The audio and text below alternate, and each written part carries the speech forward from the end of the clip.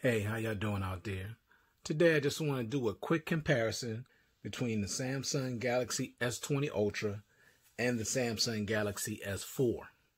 Now, this is not your typical comparison. I'm not trying to say which phone is better and all that. It's clear which one is better. It's the S20 Ultra.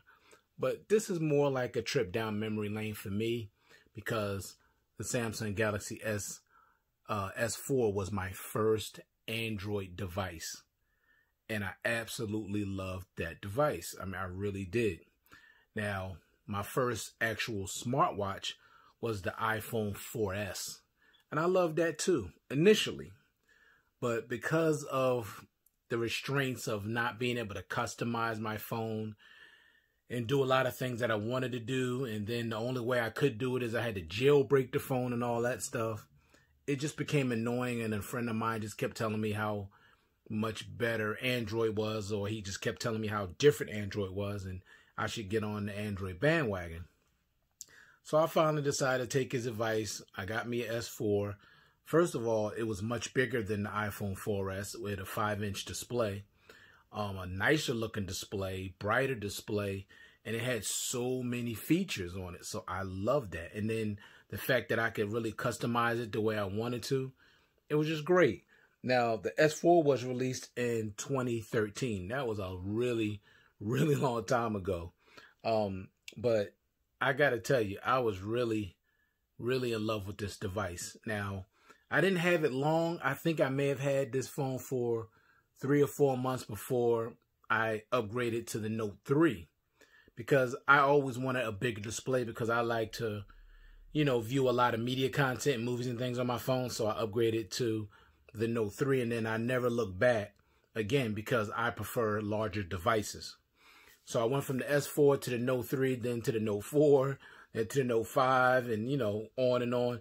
The only other S series of phones that I got, I did get my hands on the S6 Edge, which was all right, but that phone just died on me all of a sudden, so that wasn't a good experience. But the build quality in that phone was excellent when they started using glass and, aluminum frame. Like, it was just really great build quality, but it just wasn't their best phone. Now, I didn't mess with the S7. I wasn't interested, nor the S8, but I did get my hands on the S9. That was cool. And then I got my hands on the S10 Plus, which I really liked a lot. Except the volume, the power button was so high. And then after that, I got the S20 Ultra. Now, the only reason why I got the S20 Ultra, of course, I got it for the channel. And also, I like big phones, and it was so hyped up. I just wanted to check it out, and get it. So initially when I got it, I had some issues with the autofocusing. And to me, it still didn't deserve the name Ultra, except for the size of it. But I've grown to love this phone, so, I really do like the phone a lot. So it's definitely a beast of a phone. But real quick, let's get into this S4. Now, this used to be my baby. I mean, even right now, this display rivals displays on phones today. That's how good this display still is. Seriously. Let me turn it down. Let me turn it down a little bit more with the brightness. This display is still a beautiful display. This is a 5-inch full HD Super AMOLED display with 441 pixels per square inch. This was a great display. You got a plastic back. You got your one camera in the back. You got your menu button down here, your back button, your home button right here. Now, this phone didn't have a fingerprint sensor. I think the S5 got the first fingerprint sensor that Samsung put on their devices. But you got the power button up here. And for some reason, I didn't realize the power button was this high. Even though for hands like mine, it's not a big deal. But I didn't realize the power button was that high. And then you had your volume buttons on the side here. So this was my first Android device, and I absolutely love this device. It was like, quite bigger than my iPhone, my iPhone 4S. So that was the first thing that I loved about it. Now, this phone came with 2 gigs of RAM. Came with the Exynos 54 chipset, 16, 32, or 64 gigs of internal storage, expandable memory. Now, this phone had expandable memory even back then in 2013. Think about that. Up to 64 gigabytes. It had a removable 2,600 milliamp battery, and the battery life I got on this device was really, really good. I don't remember it going more than a day. I don't remember, but it did have good battery life. Now, with the camera, you had a 13 megapixel rear camera on the rear that shot 1080 at 30 frames per second with LED flash, HDR, and then a 2 megapixel selfie that shoots in 1080p at 30 frames per second. Think about that. Back in 2013, this device was shooting at 1080p at 30 frames per second on the rear and the front camera. So that's impressive. Think about that. And now check out these camera features. Now, this may have been overkill to some people back then, but you know, I'm the type of person, I love features. Whether I use them or not, I just like the fact that they're there in case I decide to use them. Now, check out these camera features. You had dual camera, you had dual shot, dual recording, dual video call, drama shot, sound and shot, 360 photo, cinema photo, eraser, night mode. You had best photo, best face, beauty face, and panorama and sports. Those were all the modes that you got in the camera. Those were a lot of modes. You know, just like Samsung even now have a lot of modes, you know, in their camera app. But, you know, of course, it's a lot more refined now than it was back then. And now check out the build on this device. It had Gorilla Glass 3 on the front.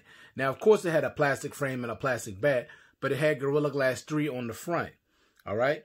You had NFC, you had Bluetooth, you had GPS, you had your 3.5 millimeter headphone jack. And the additional features were this. Listen to the additional features.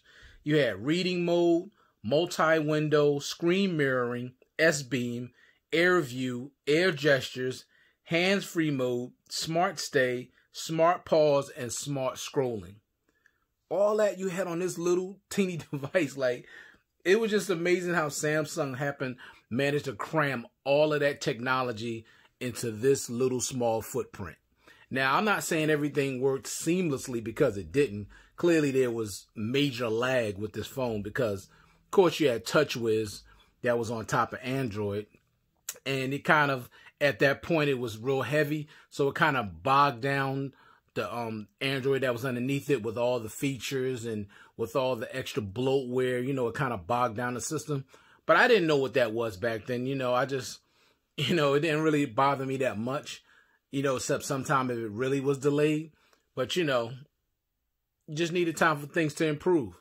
So, but, I mean, it was feature packed, what I'm saying. Like, if you wanted to have fun with a device back then, you was going to have a lot of fun with this particular device, which I did because it had so many features. Now, we know when it comes to features and build quality and all that, this phone does not compare to the S20 Ultra.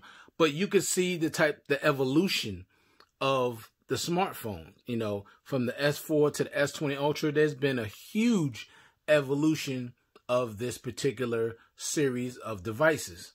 All right, so now with the S20, of course, you know, you got the 6.9-inch Quad HD Plus Dynamic AMOLED Infinity O bezel-less display with 120 hertz refresh rate HDR10 Plus. You're getting 128 gigs of internal storage, expandable memory up to 1 terabyte. You're getting 25 watt super fast charging, reverse wireless charging, 5,000 milliamp battery, 12 gigs of RAM, fast wireless charging, ultrasonic fingerprint sensor, face unlock, 4 cameras on the rear, 108 megapixel lens, 8K recording, 100 times space zoom, 4K and 1080p at 60 frames per second on the front and the rear, Gorilla Glass 6 on the front and back with aluminum frame, IPS 68 water and dust resistant, Samsung Pay, edge panels, edge lighting, secure folder, Samsung DeX, screen recording, one-handed mode, dual stereo speakers with Dolby Atmos. And that's not even everything that the phone has. That's just the basic stuff. That's just the foundation of what this device offers. But still, for this phone was well ahead of its time. It really was, especially all that stuff you were getting back then. I mean, that was pretty impressive. And you got a beautiful screen. Beautiful screen, nice battery life, and packed with features galore. So this was just basically a trip down memory lane. Of course, we know the S20 Ultra is one of the best smartphones on the market without question. It is. It's just a beast of a device. I know some people may disagree, but unless you've had the device and used it, you really can't judge it. Okay, now if you're just judging it by what you hear other people say, and just by watching other people's videos, that's not the way to judge a device. You have to get the device in your hand and use it. Then you make your judgment. Then that's fair. But just to go by what you hear people say is not the way to judge anything. You got judging people. You got to get to know them before you pass judgment on them, because you don't know them. So with anything, even especially with tech, get acquainted with it, use it, and then if you like it, you like it. If you don't, you don't. If it's mediocre, it's mediocre. If it's great, it's great. If it's just okay, it's just okay. But I'm just telling you, this thing was just awesome. I mean, like I said, even right now, this display still can rival displays today. That's how good this display was. Like, the Note 4 was well ahead of its time. This S4 was well ahead of its time. It just was. Samsung, they was doing some things. They were really innovating. Even back then, doing a lot of things that some companies are just doing now with hand gestures and all that. They already had that stuff on here. They had something on here where you could just look at the phone and make it scroll up and down, like going up and down with your eyes, make the screen go up or down. Like, they were really trying to innovate even back then. So they've come a long way now. I don't like the direction they're going when it comes to taking everything out of the boxes and these, crazy prices, but they know how to innovate and they know how to build great phones. So that was just a quick comparison between the Samsung Galaxy S4 and the Samsung Galaxy S20 Ultra. Just a quick, trip down memory lane. This was my first Android device, and I absolutely love this device. And of course, this is the big boy on the block right now. Until the S21 Ultra is going to get announced tomorrow. So there's going to be an unpacking for that tomorrow. But there's absolutely really nothing wrong with this device. Like, if you have this device, I wouldn't upgrade to the S21, honestly. Going from, year to year, like, I would say upgrade maybe every 2 years or every other year, to get a real upgrade. Because if you're just going from year to year, you're only going to get a minimal upgrade. But if you're going every other or every two, you're going to get more of a major upgrade. All right, so thanks a lot for taking the time to view this content. I do appreciate it. Hope you guys are staying safe out there. Thank you to all my subscribers and all the new subscribers that just got on board. I do appreciate you, and thank you very much for your support.